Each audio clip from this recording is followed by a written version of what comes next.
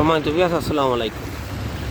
আমি এই মুহূর্তে আছি আমাদের হবিগঞ্জ জেলার সোনারঘাট উপজেলাধীন শায়েস্তাগঞ্জ নতুন ব্রিজ কোয়াই ব্রিজের উপরে। এই সেই কোয়াই নদী, যে নদীর উপরে কোয়াই ব্রিজ। দেশ ও প্রবাসে অনেকেই আমার আইডি ফলো করেন, অনেকেই জানতে চান যে বর্ষার মৌসুমে কোয়াই নদীর অবস্থাটা কী।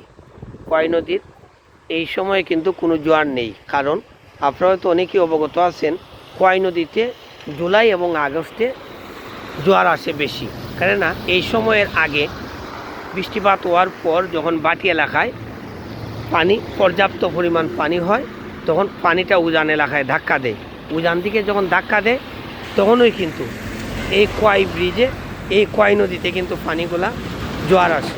কেননা আপনারা তো জানেন কোয়াই নদীর ৮০% পানি ভারতের ত্রিপুরা রাজ্য আসাম থেকে কিন্তু চলে আসে। এই পানিগুলা যখন নিম্ন দিকে নিচের দিকে চলে আসে, বাটি এলাকায় চলে আসে, তখনই কিন্তু এই কোয়াই নদীতে বড় ধরনের জোয়ার আসে।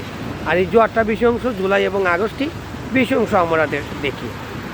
একটানা ৬ দিন বৃষ্টিপাত হওয়ার পরেও কোয়াই নদী দেখেন একেবারে নীরব, একেবারে নিস্তব্ধ, যেন কোয়াই নদী কিছুই জানে না বৃষ্টির ব্যাপারে।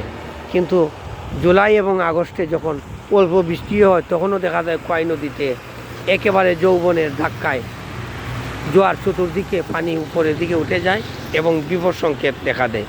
এই মুহূর্তে কোনো ধরনের বিপদ সংকেত নেই, একেবারে নিস্তব্ধ কোয়াই নদী। দেশ ও প্রবাসীর অনেকেই আমার আইডিটা দেখেন এবং ফলো করেন, জানতে চান নিজের এলাকার অবস্থান। তাই আপনাদেরকে কোয়াই নদীর বর্তমান অবস্থানও দেখানোর চেষ্টা করলাম।